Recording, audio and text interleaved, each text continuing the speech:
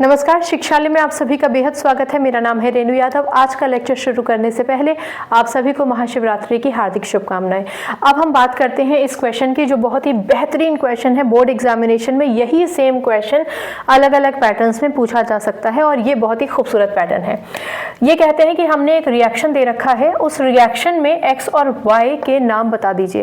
कहने का मतलब हमने रिएक्टेंट दे रखे हैं और प्रोडक्ट आप बना दीजिए। तो चलिए इनके रिएक्टेंट लिख लेते हैं। NaCl, H2O, CO2 और NH3। Sodium chloride, water, carbon dioxide और NH3 अमोनिया इन्होंने दे रखा है।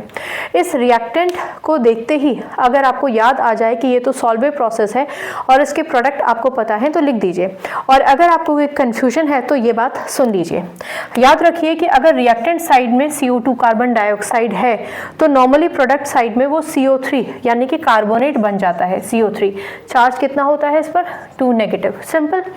दूसरा, अगर आपको रिएक्टेंट साइड में NH3 अमोनिया दिखता है तो प्रोडक्ट साइड में वो नॉर्मली अमोनियम बन जाता है। अमोनियम जिसको आप NH4 पॉजिटिव के तौर पर देखते हैं। ठीक है, ये चार्जेस मैंने लिख रखे हैं। चलिए अब इस रिएक्टेंट को प्रोडक्ट में कन्वर्ट करने के लिए इसके रिएक्टेंट्स को तोड़ देते हैं आयंस में।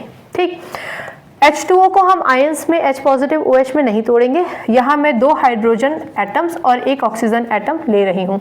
CO2 को ऐसे ही छोड़ देते हैं, NH3 को ऐसे ही छोड़ देते हैं। ठीक है, अब समझिए कि होता क्या है इस रिएक्शन में। इस रिएक्शन में ये CO2 CO3 में कन्वर्ट हो जाएगा। उसके लिए ये CO2 एक ऑक्सीजन को ले लेगा।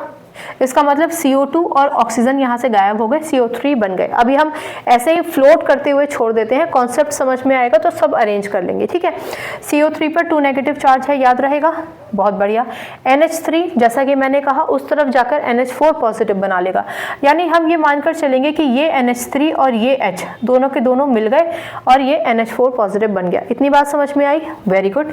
तो अब हमारे पास क्या बचा है? ये और ये। क्लियर? अच्छा, Na पॉजिटिव को मैं इस H पॉजिटिव के साथ अगर जोड़ देती हूँ, इस सिर्फ समझने के लिए है, तो इसका मतलब ये हो गया कि ये दोनों के दोनों मिलकर NaH2 पॉजिटिव मान के चलिए कि हो जाएगा।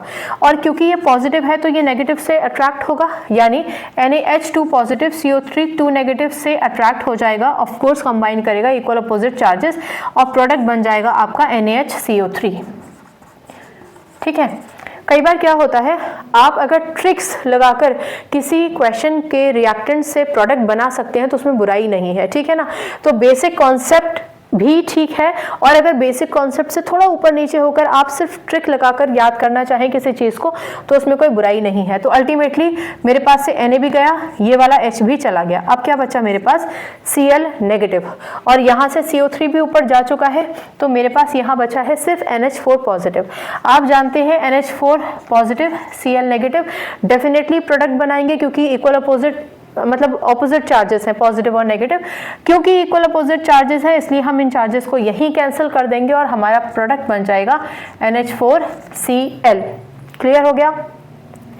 ये जो है ये है हमारा X और ये जो है ये है हमारा Y। ठीक है, अब अगर आप इसको पहले और इसको बाद में लिखेंगे तभी भी अब जो नेक्स्ट क्वेश्चन है ना उससे आप समझ जाएंगे कि X NaHCO3 ही है। कुछ बच्चों को ये कंफ्यूजन होगा कि यही X क्यों है, तो अभी क्लियर हो जाएगा। पहले यहाँ तक समझ लेते हैं। अच्छा, जब एक बार हमने इस रिएक्शन को लिख लिया तो हमारा सबसे बड़ा धर्म है रिएक्शन को बैलेंस करना। Na एक है, हाइड्रोजन इस तरफ टोटल कितने हैं एक बार काउंट कर लें। 3 तो ये थे और 2 ये हैं। यहाँ टोटल कितने हैं? 4 ये और 1 5। कार्बन यहाँ कितने थे? 1 कार्बन 1। ऑक्सीजन इस तरफ कितने हैं टोटल? 2 और 1 3। यहाँ कितने हैं? 3। यानी मेरी जो इक्वेशन है वो हो गई है बैलेंस। ठीक है, अब हम ये जान लेते हैं कि इनको कहते क्या है। ये सोडियम क्लोराइड है, ये वाटर है, ये कार्बन डाइऑक्साइड उन्होंने एरो दिखा रखा है गैस है, ये अमोनिया एरो दिखा रखा है गैस है, लेकिन है तो अमोनिया ही ना। चलिए, नाम तो अमोनिया है। अब इसका अगर आप नामकरण संस्कार करने की कोशिश करेंगे तो आप देख पा रहे हैं सोडियम हाइड्रोजन कार्बोनेट, इसको आप कहेंगे sodium hydrogen carbonate. Sodium hydrogen carbonate को ही हम सोडियम बाइकार्बोनेट भी कहते हैं और इसी को हम कहते हैं बेकिंग सोडा। याद रखिएगा, ठीक है। वही बेकिंग सोडा जिससे केक फ्लफी होता है, वही बेकिंग सोडा जो आपकी टूथब्रश में भी होता है और कई और चीज़ों में हम इसका इस्तेमाल करते हैं। और ये क्या है हमारा, ये है अमोनियम क्लोराइड। क्लियर हो गई बात। पहला रिएक्शन में आपको X और Y तो मिल गया, ठीक है। चलिए बहुत बढ़िया, याद रहेगा आपको। अच्छा, मैं चलते चलते ये बता दूं आपको कि ये जो प्रोसेस है ना, आगे भी हम जब प्रोडक्ट पूरे फाइनल प्रोडक्ट तक पहुंचेंगे तो ये प्रोसेस सॉल्वेट प्रोसेस कहलाया जाता है। सॉल्वेट प्रोसेस में ये जो सोडियम क्लोराइड है ना, अलग से एक नंबर पे पूछा जा सकता है। इस सोडियम क्लोराइड को पर्टिकुलरली हम ब्राइन कहते हैं, BRINE, ठीक है। ब्राइन क्या होती है? Concentrated aqueous solution of sodium chloride. Aqueous solution मतलब नमक को पानी में घोल दिया इसलिए एक्वस हो गया। कंसंट्रेटेड क्यों? क्योंकि सोडियम क्लोराइड की मात्रा 5% है, जो लगभग ज़्यादा ही है, ठीक है ना। तो 5% की मात्रा, तकरीबन 5% की मात्रा डाली जाती है पानी में, तब कहीं जाके ब्राइन बनता है। That is concentrated aqueous solution of sodium chloride. Well, चलिए, ब्राइन अगर आपसे पूछा जाए तो वो कोई बहुत बड़ी तोप नहीं है, NaCl है, याद रखेंगे आप। ये हमारे पास पूरा हो गया। चलो बहुत बढ़िया। अब इसमें से X और Y मिल गया है। अब हम आ जाते हैं X। उन्होंने कहा कि X को जब आपने हीट किया, यानी आप सिर्फ इसकी बात कर रहे हैं, और जिन बच्चों को कंफ्यूजन है कि ये X क्यों है वो आप समझ जाएंगे। इन्होंने कहा कि जब आपने X को, सिर्फ इसकी बात हो रही है, इसको हटा देते हैं, सिर्फ इसकी बात हो रही है। X को जब आप हीट करेंगे तो आपको Z मिलेगा। चलो बहुत बढ़िया। और आपको H2O और CO2 भी मिलेगा। तो ये कहते हैं कि बताओ Z क्या है। चलो इसको भी सॉल्व कर लेते हैं कि Z क्या है। अब मेरे पास है NaHCO3, ये क्या है? X। मैंने इसको हीट कर दिया। बच्चों, जब मैं इसको हीट करूंगी ना तो मेरे पास आएगा Na2CO3 प्लस, ये इन्होंने दे ही रखा है H2O प्लस इन्होंने दे ही रखा है CO2। हमने इक्वेशन जब पढ़ना शुरू किया तो हमने कहा कि जब रिएक्टेंट साइड में CO2 है तो प्रोडक्ट साइड में CO3 बनता ही है। सिमिलरली अगर रिएक्टेंट साइड में CO3 है तो प्रोडक्ट साइड में CO2 बन ही जाता है। क्लियर हो गया? चलिए, अब अगर ये क्लियर हो गया, ऑलरेडी इन्होंने दे ही रखा था, हमेशा याद रखिए सोडियम हाइड्रोजन कार्बोनेट जब कभी भी टूटेगा तो सोडियम कार्बोनेट ही बनाएगा। 10th स्टैंडर्ड में आप इस बात को याद रखिए, ठीक है, इस प्रोसेस में। नाउ अब हमारा दूसरा सबसे इंपॉर्टेंट धर्म है कि भैया बैलेंस कर लो। सोडियम 2 है, सोडियम 1 है, यहाँ 2 लिख दीजिए। चलिए, हाइड्रोजन, ओके, सोडियम 2 हो गए, सोडियम 2 हो गए। हाइड्रोजन इस तरफ, पूरे इस तरफ हाइड्रोजन 2 ही हैं, यहाँ 2 लगाने से हाइड्रोजन 2 हो गए हैं। कार्बन इस तरफ 2 हैं, कार्बन यहाँ भी, ये 2 लगाने से C, ये है ना CO3, तो कार्बन 2 हो गए। चलो ऑक्सीजन की बात करते हैं। ऑक्सीजन यहाँ पे 3, 1, 4, 5, 6 हैं, और यहाँ 2 लगाने से 3 से मल्टीप्लाई कर दीजिए, 6 हो जाएंगे, ठीक है। 2 3 6, 2 3 6, ठीक है। इक्वेशन हमारी हो गई बैलेंस, ठीक। तो अल्टीमेटली आपके पास Z क्या है? Z है सोडियम कार्बोनेट। यहाँ एक छोटा सा पॉज लीजिए और याद कीजिए कि आप जब यहाँ पर X NaHCO3 लिख रहे हैं और उस X से जब आप Z यानी कि Na2CO3 बना रहे हैं, तो जब हमने इस इक्वेशन को अलग लिखा है तो हमें बैलेंस करने के लिए यहाँ NaHCO3 के पास 2 लिखना पड़ गया था, क्योंकि जब हम ये रिएक्शन प्रोसीड कर रहे हैं तो हमें बैलेंस करना होगा तो 2 लिखना पड़ेगा। पर जब हमने ऊपर वाली इक्वेशन लिखी थी जहाँ हमने प्रोडक्ट बनाए थे NaHCO3 और NH4Cl, तब ये पूरी इक्वेशन बैलेंस थी, हमें यहाँ पर 2 लिखने की ज़रूरत नहीं पड़ी थी। तो अगर आप इस इक्वेशन को बैलेंस करने के लिए, इनको बैलेंस करने के लिए अगर आप इस भली भांति निर्मित इक्वेशन में यहाँ 2 लगा देंगे तो ये इक्वेशन ही गलत हो जाएगी, आपकी अनबैलेंस्ड हो जाएगी ना। इसलिए मैं आपको सुझाव दूंगी कि यहाँ पर X और Y के लिए आप अलग रिप्रेजेंटेशन दीजिएगा, जैसा कि हमने लिखा था। X से Z तक का सफर आप अलग तय कीजिएगा ताकि आप पूरी बैलेंस्ड इक्वेशन लिख सकें और प्रॉपर नाम लिख सकें। चलो, अब उन्होंने कहा कि Z, ये हो गया ना हमारा Z। अब उन्होंने कहा कि Z तो आपका बन गया, अब इस Z को हम इस Z में हम वाटर मॉलिक्यूल ऐड करेंगे। यहाँ एक छोटा सा पॉज लीजिए। इन्होंने पूछा है कि जब आपने X बना दिया, Y बना दिया, फिर X से Z बनाया, तो इन्होंने पूछा कि which type of reaction is X to Z, X से Z तक का जो सफ़र था, जो रिएक्शन थी, वो which type of reaction was it. Because यहाँ पे हमने हीट दिया है, इसलिए ये कहलाया जाएगा थर्मल डिकम्पोजिशन। डिकम्पोजिशन का मतलब होता है विघटन, टूटना, टूट गया, अच्छा खासा बसा बसाया NaHCO3 था, इसके 3 टुकड़े हो गए, Na2CO3, CO3 CO2 में कन्वर्ट हो गया, हाइड्रोजन था उसने भी वाटर मॉलिक्यूल बना लिया, और ये सोडियम बाइकार्बोनेट, जिसे हम सोडियम हाइड्रोजन कार्बोनेट कहते हैं, जिसे हम बेकिंग सोडा भी कहते हैं, वो टूट गया सोडियम कार्बोनेट में। तो क्योंकि टूट गया ना, इसलिए डिकम्पोजिशन। क्यों टूटा?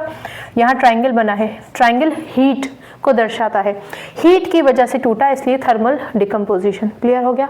चलो, Z ये है हमारा Z। अब इन्होंने कहा कि जब आप Z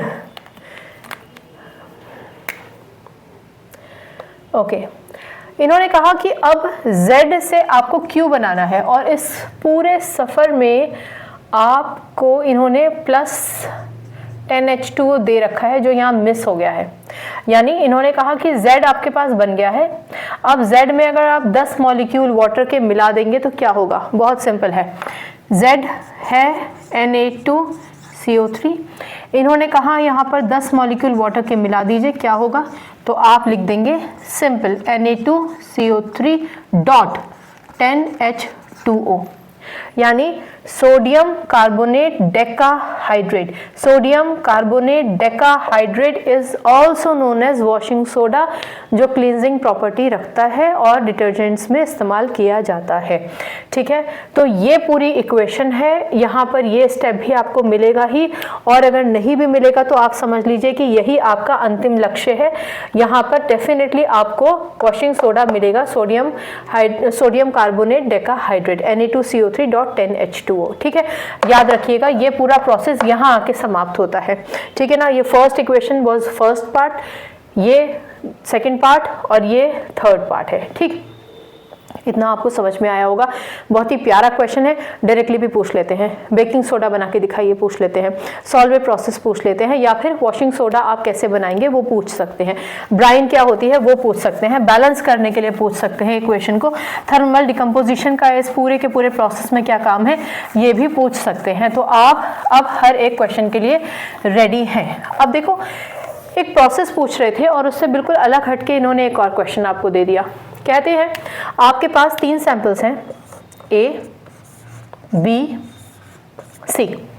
कहते हैं A का जो pH है वो 6 है, B का pH 8 है, C का pH 9.5 है। कहते हैं कि ये बताइए कि maximum number of hydronium ion किस में प्रेजेंट होंगे। Arrange the sample in the increasing order of H positive ion concentration. चलो, मैं यहाँ पर आपको ये बताना चाहती हूँ कि जो pH स्केल होता है ना, उस pH स्केल में 7 बिल्कुल बीच में होता है। जिसका pH 7 होता है वो न्यूट्रल होता है, पहले तो ये समझिए। अच्छा, ABCD में A पहले आता है और B बाद में आता है, यानी 7 से पहले जो कुछ भी होगा वो एसिडिक होगा, और 7 के बाद जो कुछ भी होगा वो बेसिक होगा। इसके अलावा जो 7 के करीब है, इस तरफ है, तो वो वीक एसिड होगा। जो 7 के उस तरफ करीब है वो वीक बेस होगा। जैसे जैसे 7 से दूरी बढ़ती जाएगी, इस तरफ या इस तरफ, जो एसिडिक प्रॉपर्टी है वो बढ़ती जाएगी, वीक से स्ट्रांग होती जाएगी, यहाँ तक बहुत स्ट्रांग हो जाएगी। सिमिलरली बेसिक यहाँ वीक है, यहाँ स्ट्रांग होता जाएगा, और यहाँ दूर जाकर यानी चौथा नंबर पर आप मान के चलिए pH लेवल अगर आप चौथा तक पहुँच रहे हैं तो वेरी स्ट्रांग हो जाएगा। इतना क्लियर हो गया? चलो, अगर ये क्लियर हो गया है तो याद रखिए कि अगर pH कम है, pH अगर कम है तो मैक्सिमम नंबर ऑफ आयंस होंगे। ठीक है, इसके अलावा आप ये भी याद रखिए कि जो एसिड होते हैं उसमें हाइड्रोनियम आयन मतलब H3O पॉजिटिव आयन ज़्यादा होते हैं। क्लियर हो गई बात? बस इतना सा याद रख लीजिए कि जो एसिडिक होगा उसमें हाइड्रोनियम आयन ज़्यादा होंगे, और जैसे जैसे आप बेसिक की तरफ पढ़ते चले जाएंगे आपके हाइड्रोनियम आयन कम होते चले जाएंगे। ठीक है, कैलकुलेशंस और उन सब चीज़ों की ज़रूरत नहीं है, उन्होंने आपसे सिर्फ ये पूछा है increasing order of hydrogen ion concentration के हिसाब से आप बता दीजिए। तो देखिए, सबसे पहले इंक्रीजिंग का मतलब सबसे कम किसका है? सबसे कम सी का है, 9.5 है इसका। उसके बाद फिर आ जाता है बी, और उसके बाद फिर आ जाता है ए। अगर आप increasing order of H positive ion concentration देखते हैं तो सबसे ज़्यादा कंसंट्रेशन H पॉजिटिव आयन का इसमें होगा, जिसका pH है 6, जो एसिडिक है। ठीक है, इसका pH है 8, ये बेसिक है, इसमें इसके मुकाबले कम हाइड्रोनियम आयन होंगे, और सी में और कम हाइड्रोनियम आयन होंगे। मैं फिर याद दिला दूं, pH अगर कम है तो H पॉजिटिव आयन ज़्यादा होंगे, ज़्यादा hydronium ion H3O positive ion बना पाएंगे। ठीक है ना, pH से रिलेटेड ये क्वेश्चन है। pH नॉर्मली मैं आपको बता देती हूँ, power of hydronium ion minus log H3O positive, इस तरीके से आप कैलकुलेट करते हैं। मुझे लगता नहीं कि यहाँ तक आपको पहुँचने की ज़रूरत है, आप बहुत ही बेसिक लॉजिक से इस क्वेश्चन को सॉल्व करके दे सकते हैं, इसका आंसर दे सकते हैं, इंक्रीजिंग ऑर्डर में दे सकते हैं। बस याद रखिए कि अगर आपके पास pH कम होगा तो H पॉजिटिव आयन ज़्यादा होंगे, H पॉजिटिव आयन ज़्यादा होंगे, इसका मतलब maximum number of hydronium ion बनाए जाएंगे। ठीक है, with solution will have maximum number of hydronium ion, A का सबसे ज़्यादा होगा, बी का उससे कम, सी का उससे कम। ठीक है, छोटा सा क्वेश्चन था, बहुत ही इंपॉर्टेंट क्वेश्चन है। अलग अलग तरीके से आप तक ये क्वेश्चन आएगा, आपको अपने बेसिक कॉन्सेप्ट्स नहीं भूलने हैं। एक क्वेश्चन देखते ही आंसर याद आ जाता है, लिख दीजिए। नहीं आता है, जैसे मैंने आपको तोड़ना सिखाया वैसे तोड़िए, बैलेंस कीजिए, और बैलेंसिंग में कंफ्यूजन नहीं होना है। ये 3 स्टेप का प्रोसेस है, इन्होंने तीनों स्टेप्स को एक में ही जोड़ दिया है। आप तीनों को अलग अलग रखिएगा, ताकि ये अगर आपको कंफ्यूज करना चाहते हैं तो आप कंफ्यूज ना हो। ठीक है ना, कंसंट्रेशन लेवल आपका मैक्सिमम होना चाहिए पढ़ाई करते वक्त भी और एग्जामिनेशन में क्वेश्चन सॉल्व करते हुए भी। आपको पता है ना, आज महाशिवरात्रि है। नंदी महाशिवरात्रि में शिव जी के सामने आपको जो बैठे दिखाई देते हैं नंदी, उनसे सीखिए कंसंट्रेशन क्या बेहतरीन लेवल का है। हर वक्त वो सिर्फ और सिर्फ शिव की तरफ, अपने लक्ष्य की तरफ, अपने प्रेम की तरफ, अपने जुनून जज्बे की ओर ही देखते रहते हैं। आप भी हर एक चीज़ छोटी छोटी कनेक्ट करके अपना कंसंट्रेशन लेवल बढ़ाने की कोशिश कीजिए। ब्रह्मांड में बहुत सारी चीज़ें हैं जिससे आप ये सब कुछ सीख सकते हैं। फिलहाल आज बस इतना ही, कोई कन्फ्यूजन है तो पूछ लीजिएगा। केमिस्ट्री से अपनी केमिस्ट्री अच्छी बनाइए, शिक्षा ले आइए। अगली बार मिलने तक अपना ख्याल रखिए, खुश रहिए, सकारात्मक रहिए। नमस्कार।